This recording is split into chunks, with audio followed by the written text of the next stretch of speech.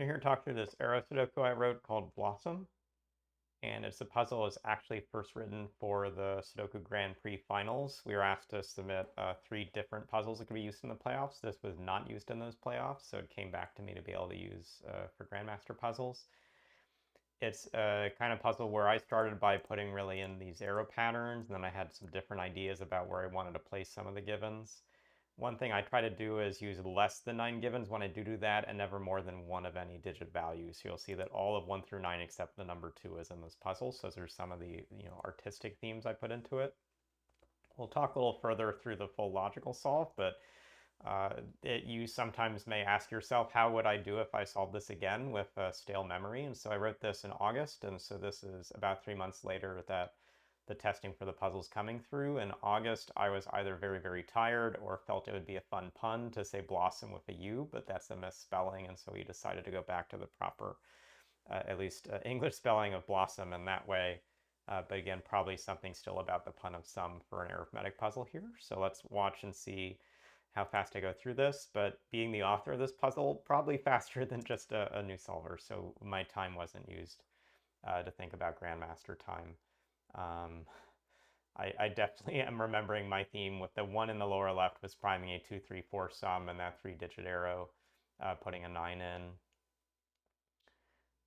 There's something actually faster to do in the center box, but I'm gradually thinking about it. And so the way this puzzle is meant to go is in that center box, none of those arrows can be any less than 5.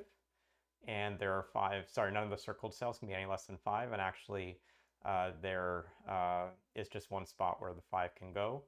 And it's actually in that upper left space. It's now quickly forcing how the 2s and 3s and 1s go. And that's now going to force enough to put the 2, 3, 4 down in the bottom space for how the 9 goes. Other things of this sort. So you can watch the solve a little bit as we keep talking.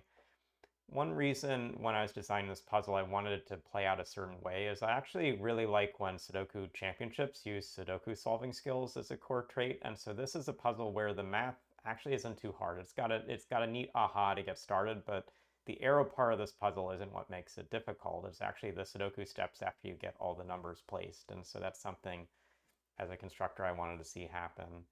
I have everything placed in the center. Certainly along the arrows, we need a 1, 6 and a 2, 5 to be the 2 sums along that 7. And I'm now seeing how like the 2, 1 is in the center and the 5, 6 point out.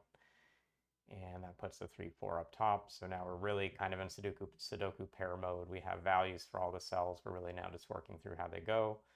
Getting the 3 by Sudoku rules forces a 2, 2 sum, so 8 equals 4 plus 2, 2 is a neat place. Those repeated numbers are always fun to get in an arrow puzzle.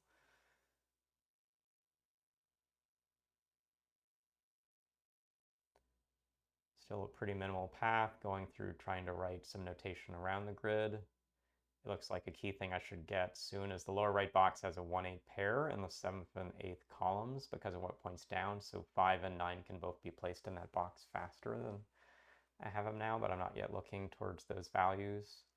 I think there's also a little bit we can do in the leftmost column, but we've at least gotten where the last 3 is, which puts that 3, 4 in. It's going to give us some more progress there. Now I finally have the 1, and now I'm finally coming back and getting the 1 of the 1, 8, so 1, 8, 5, 9 all filled in.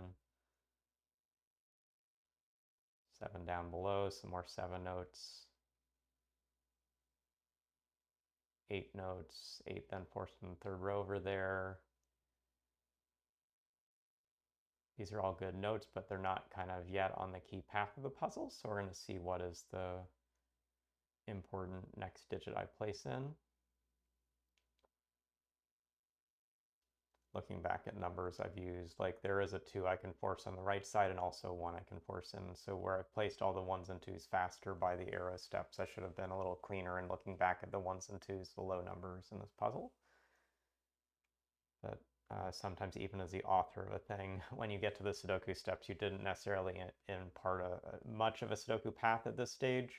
Here's where the puzzle having one solution and using standard Sudoku steps, there's not a lot of steering. This is kind of like you get lucky and the puzzle flows a certain way. This the arrows were very carefully set, and these Sudoku steps are just Sudoku steps. There wasn't much guidance I could give them, given I didn't have a lot of digit placements. I think the 1, 3, 4 of the 8 numbers, the values 1, 3, 4 are the most important, and the rest were put in to make this have a unique solution.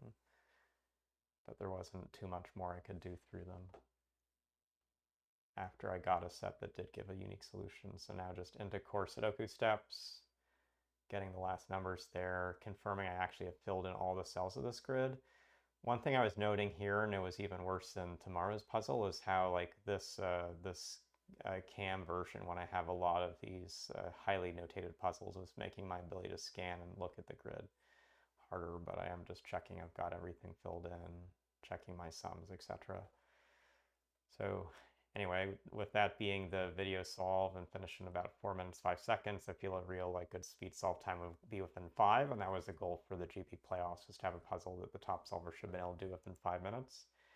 And where I talked a little bit about the artistic theme, again, the real value within this theme is that these circles, particularly this where this cell is seeing to a 3, the smallest value this can have is a 6. It can't be a 5 because 1 plus 4 and 2 plus 3, you don't have both those options. So this has to be at least 6. This 3 cell sum has to be at least 6.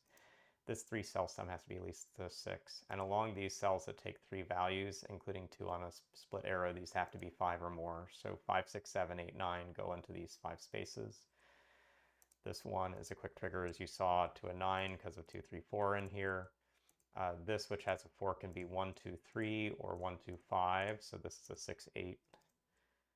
This, because it sees an 8 and can't be a 5, is a 6, 7 cell. And so the question is, where does the 5 go? So the aha that I, as a constructor, remembered a little fast is you can't put a 5 here because this is a minimum of 2 of 3 with the 1 over there. So this is a 5. To make these sums work, you need to put a 1 into this anchor. 2 and 3 split across. One of them is going to be 3 of 1, the other 2 of 2. And this placement should come quite quickly. This then still has a minimum of 2 of 3, maybe with a 1 coming over there. But if you actually trigger down into how this 9 works, this is now forced for the space. This is actually worse than we thought. The 2 can't be here at all. 4 has to be in here. And so this is the 8. This is the 6. This is the 7.